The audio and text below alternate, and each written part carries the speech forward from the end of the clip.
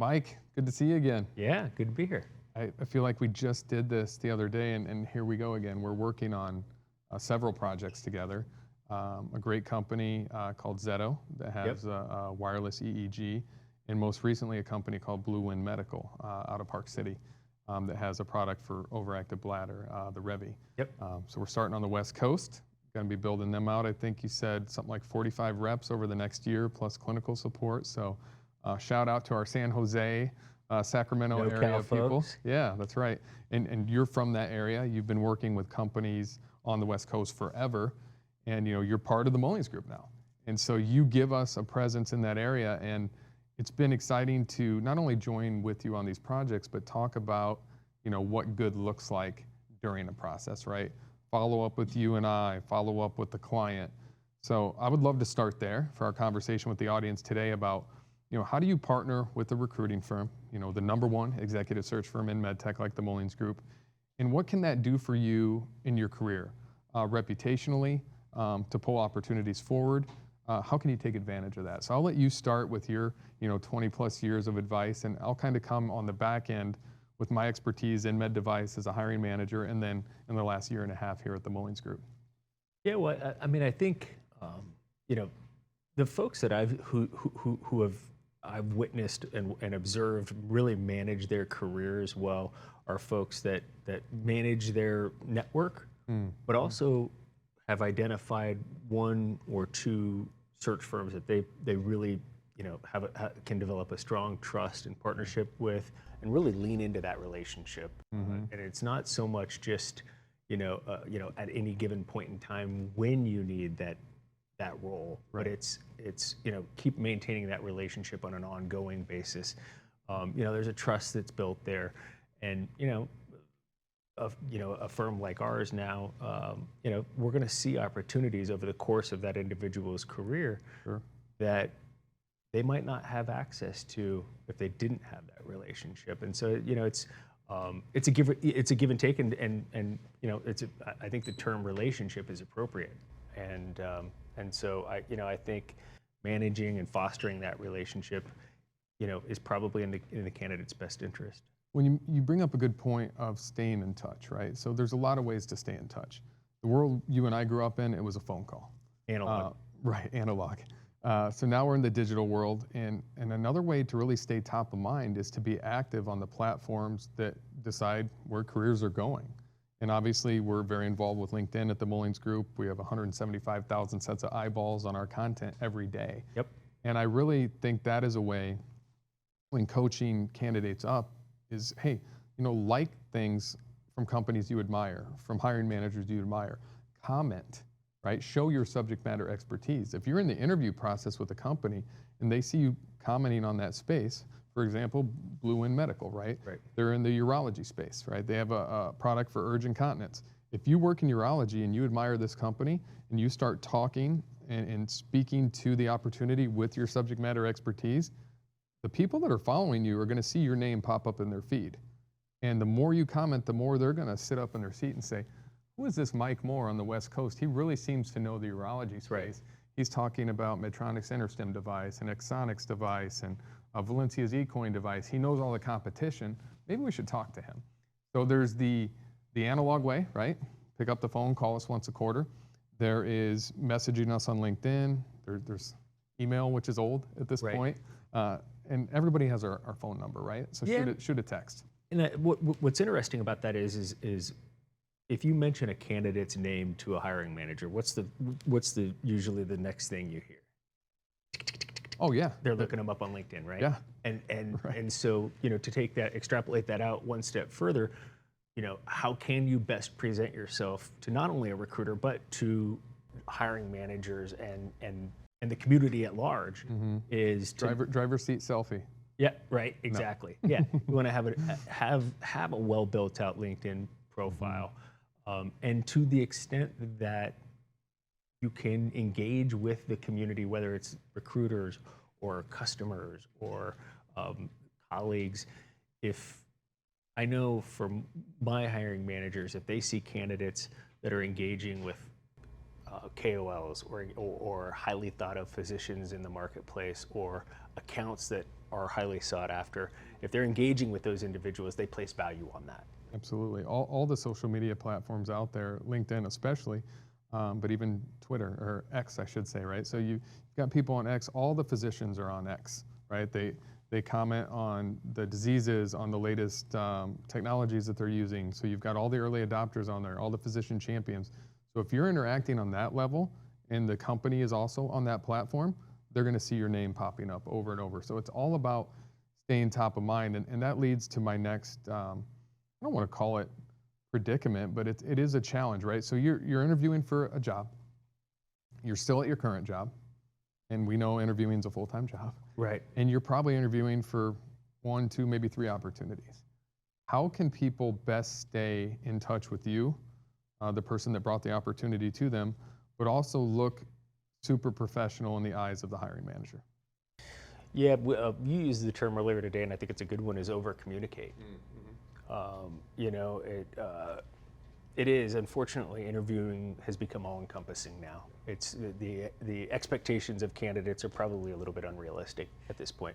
But that is a fact of circumstance, and it is what it is, and it's the environment that we're working within. And so, you know, I guess you could call it professional courtesies, you know, are what you would, what you would expect to, people, a lot of times we'll have candidates that don't send follow-up thank you emails. I mean, would you meet with a client and not send a follow-up thank you email? Probably not. It's technically the biggest sale of your career, Right. is selling yourself on the organization that you're speaking with, right? Yep. Why should they bet the company's future on you if you're not willing to bet your career on them, right? If you're not following up, then they maybe probably think you're not interested, which is a safe assumption. Yeah, and I always say you never want, there's so many things that you can't control in an interview process. Don't give anybody a reason to not want to advance you forward in the process, right? If you're gonna take the time to interview, take the time to do it right, the time to do the appropriate follow-up, and let yourself be the arbiter of, am I gonna advance in this process because I'm interested in it or not, and not get kicked out for something silly that you've already invested a ton of time in. Well, we have more tools today, right, than any time in the history of searching for a new career. So say I look up an opportunity with the company and it says, you have this many mutual connections. I'm gonna look up how many of those mutual connections know people that work at this company. Right. And then as part of my due diligence, I'm gonna say, I'm interviewing with this individual. Do you know them? Okay, great. Prior to my interview, would you be willing to put in a good word for me with this 100%. hiring manager? Right? Then a lot of the work is done before you even get there. That's right. You're showing them you know people, and a hiring manager wants to hit the easy button in a way where they know that they are going to be successful, right? Because 100% of the time when you think you're right, you're wrong 50% of the time. Right. But if you have somebody you trust saying, you know what, I know this person, I've worked with this person elsewhere, this would be a good hire as long as they do a good job during the process, right? That goes a long way. And the other thing I'd say is show them you can do the job before you have the job.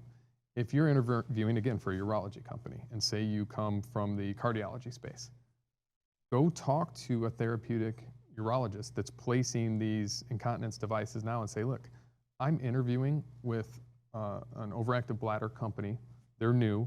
Here's where their funding's at, right? $64 million last year. They're going to raise another round here to take them to IPO. Going to hire 45 reps and clinical specialists. I feel like I want to be a part of that. Probably some equity. But before I go there, doc, tell me, you're implanting these therapeutic devices now from the competition. What are the current challenges? What would be the upside of a device like this? And should I go work for this company, would you be willing to trial the product? Right.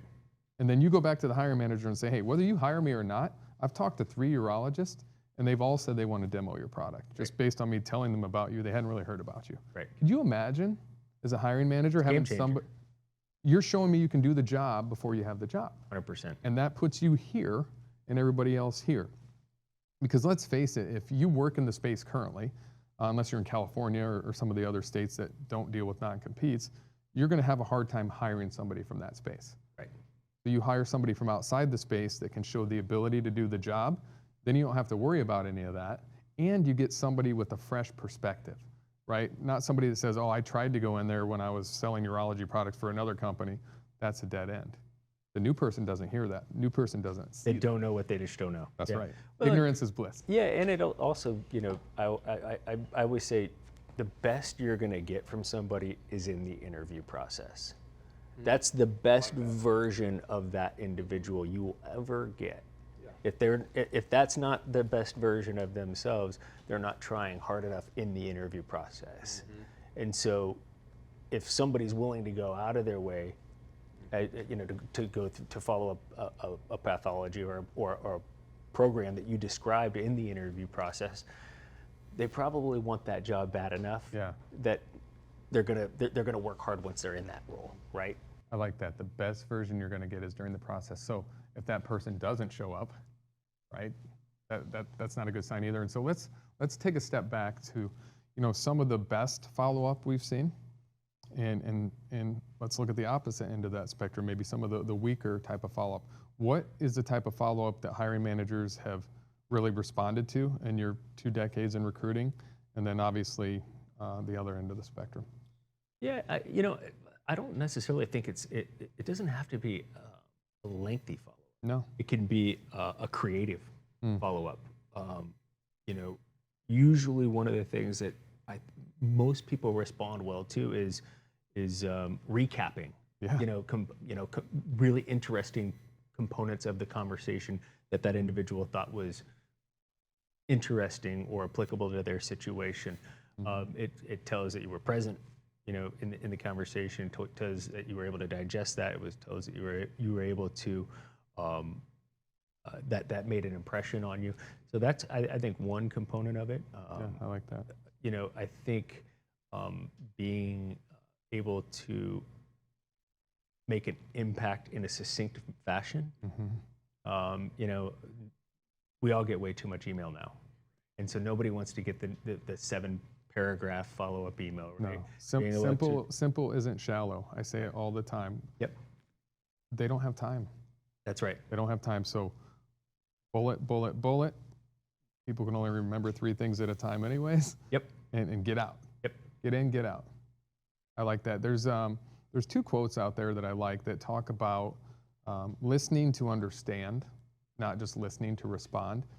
And I'm a furious note taker, and what I try to teach people in their follow-ups is, what are the top 3 things you talked about that you want to reiterate that you have a strength in? And then maybe what are the 3 things where you feel like you could have done a better job explaining, but now this is your second shot at doing that.